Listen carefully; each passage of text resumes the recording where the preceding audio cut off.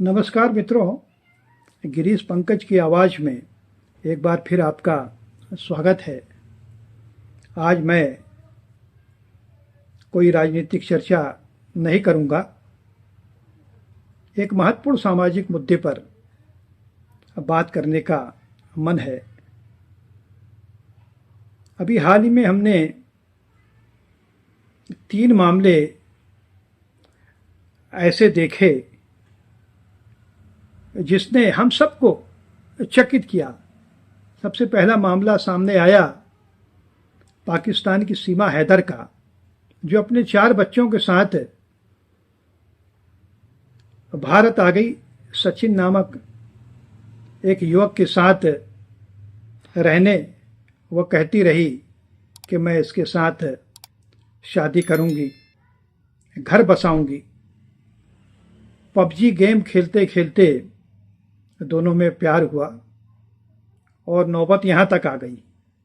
अभी हाल ही का एक मामला आया कि अंजू डेविड नामक महिला घर वालों को बिना बताए पाकिस्तान चली गई और वहाँ अपने से 5-7 साल छोटे युवक से उसने शादी रचा ली और अब वो फातिमा बन गई है।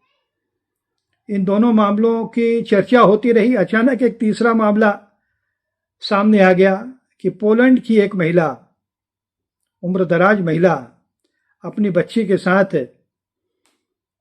भारत आती है और हजारीबाग के युवक के साथ रहने की बात करती है। उसके तमाम वीडियो यूट्यूब में हमें मिल जाएंगे। ये 3 मामले जब सामने आए तो घर घर में उसकी चर्चा होने लगी।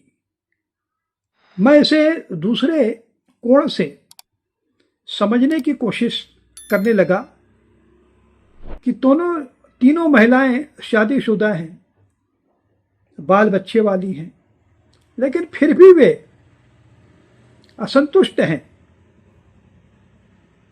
पराये मर्द के प्रति उनका आकर्षण ऐसा है कि सारी सीमाएं लांघ करके मिलने चली आई। हमारे यहाँ शादी को एक पवित्र बंधन कहा गया है। शायद पूरी दुनिया में भी यही कॉन्सेप्ट है। हमारे यहाँ 7 फेरे लिए जाते हैं, 7 वचन लिए जाते हैं और सबसे महत्वपूर्ण वचन यह होता है कि हमें जिसके साथ बांध दिया गया है, जिसके साथ गठबंधन हो गया है, उसके साथ हमें आजीवन निर्वाह करना है।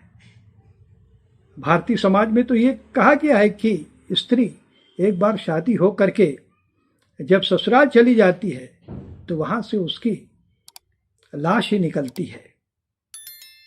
वह उस अपने पति को छोड़ नहीं सकती।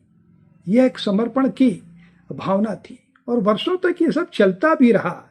एक फिल्मी गीत भी आ गया था कि भला है बुरा है जैसा भी है, मेरा पति मेरा देवता है। तो भारतीय समाज में पति को देवता माना गया। यह ठीक बात है कि देवता अगर देवता नहीं है, शैतान हो गया है, तो उसके साथ निर्वाह करना उचित नहीं है। उसे छोड़ा जा सकता है, लेकिन उसकी एक पूरी व्यवस्था है, एक सिस्टम है कि आप विवाह विच्छेद करके स्वतंत्र रूप से रहिए और किसी के साथ भी आप रहने के लिए स्वतंत्र हैं। लेकिन वैवाहिक जीवन को जीते हुए कहीं एक अवैध संबंध बना लेना, इसे हमारे यहाँ पाप कहा गया है। समाज में इसे अच्छी नजरों से नहीं देखा जाता और वैसे भी सोचा जाए नैतिक दृष्टि से यह ठीक भी नहीं है। ये तो सीधे सीधे धोखा है, छल है, दगा है। इससे बचना चाहिए। लेकिन दुर्भाग्य है कि बहुत सारी ऐसी घटनाएं आ रही हैं जिससे स्त्रियां निशाने पर हैं।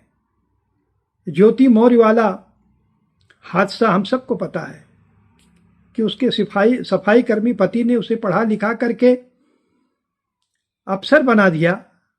हालांकि ठीक है, वो पढ़ लिख करके अपनी मेहनत से वो अफसर बनी, लेकिन पति का आर्थिक सहयोग रहा। अफसर बन गई और उसके बाद उसने एक और दूसरे मर्द के साथ प्रेम संबंध स्थापित कर लिया। उसकी बहुत सारी चैटिंग व्हाट्सएप के जरिए सोशल मीडिया में वायरल हुई। उससे समझ में आया कि उस औरत का चरित्र ही कितना भयावह था कि वो अपने पति को अपने प्रेमी से मिलकर मरवाने की बात कर रही है, किसी तरह से उसे रास्ते से हटाया जाए। इसलिए उसके खिलाफ दहेज प्रताड़ना का मामला वो भी 12 साल 13 साल रहने के बाद दर्ज करवा रही है।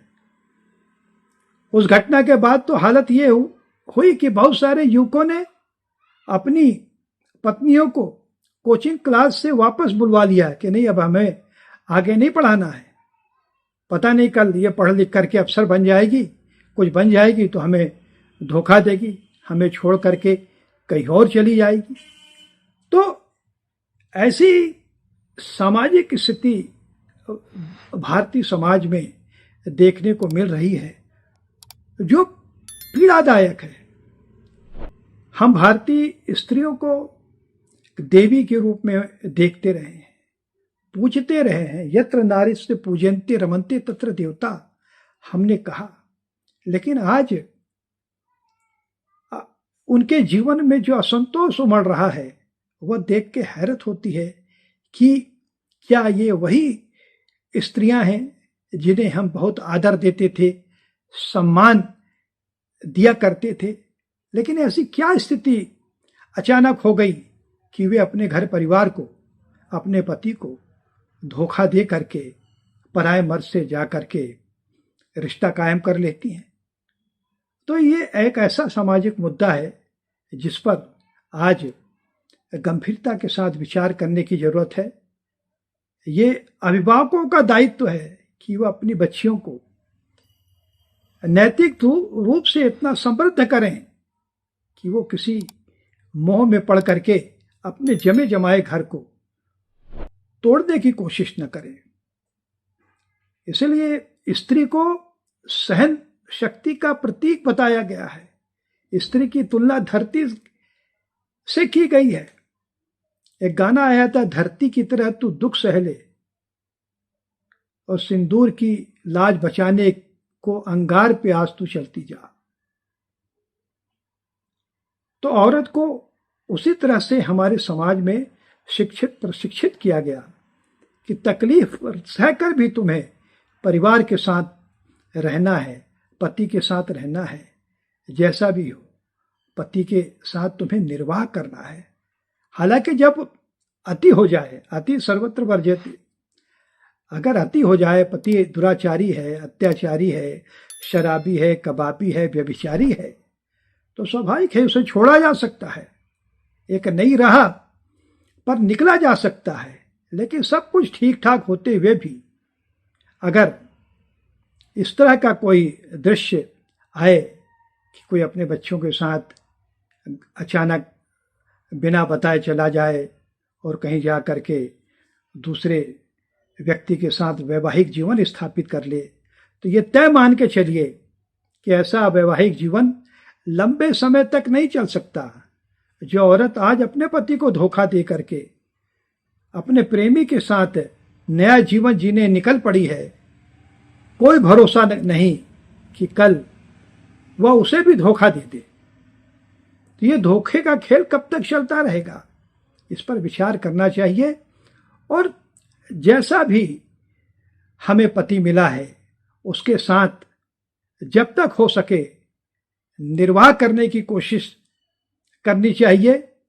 हमें अपनी सीमा, अपनी स्थिति को समझनी चाहिए, अपनी मान मर्यादा, अपने परिवार की इज्जत का ख्याल करते हुए बात को सह करके जहां हमें बांध दिया गया है वहीं रहने की कोशिश करनी चाहिए। मैंने कहा कि विषम स्थिति में छोड़ करके नया जीवन भी हम अपना सकते हैं, लेकिन जो 2-3 घटनाएं हमारे सामने आई, उन घटनाओं के परिपार्श्व में ऐसा कुछ नहीं था कि उनका पति कोई उन पर अत्याचार कर रहा था, उन्हें प्रताड़ित कर रहा था, शराब पीकर आकर के उनकी पिटाई कर रहा था। ऐसा कोई मामला नहीं था। बस वो पबजी गेम खेलते खेलते प्यार हो गया, इंस्टाग्राम में एक दूसरे को देखा, प्यार हो गया, फेसबुक में एक दूसरे से मिले तो मोहब्बत हो गई। ये प्यार मोहब्बत नहीं है, ये क्षणिक आकर्षण है। उस पर बहुत धैर्य के साथ सोचने की जरूरत है, विचारने की जरूरत है, और इस आकर्षण को आकर्षण की सीमा तक रखना है। और जब सीमा हम पार कर देते हैं तब वह व्यभिचार की श्रेणी में आ जाता है। ये 4-5 जो उदाहरण मैंने दिए वो स्वस्थ मानसिकता के परिचायक नहीं है, कहीं न कहीं सामाजिक पतन की ओर इशारा करते हैं। इसलिए अब समय आ गया है कि माता पिता अपनी बच्चियों को नैतिक मूल्यों के बारे में बताएं, अपनी परंपरा संस्कृति के बारे में बताएं। तभी यह समाज स्वस्थ मानसिकता के साथ जीने की दिशा में बढ़ेगा। और अगर नई पीढ़ी को, नई लड़कियों को नैतिकता की शिक्षा नहीं दी गई तो आने वाले समय में एक अराजक समाज विकसित होता दिखाई देगा, जो कम से कम भारत जैसे देश के लिए स्वस्थ स्थिति नहीं है। हम विश्व गुरु रहे हैं, हमने पूरी दुनिया को नैतिकता की, आदर्श की, मूल्यों की शिक्षा दी है। वही भारतीय समाज आज अगर पतन की राह पर है तो हमें विचार करना चाहिए कि ऐसा क्यों हुआ है, ऐसा होना नहीं चाहिए। इन तमाम घटनाओं से सबक लेकर के हमारी जो स्त्रियां हैं, लड़कियां हैं, उनको सोचना चाहिए कि यह रास्ता हमारा रास्ता नहीं हो सकता, सीता सावित्री के देश का यह रास्ता नहीं हो सकता। बहुत बहुत धन्यवाद।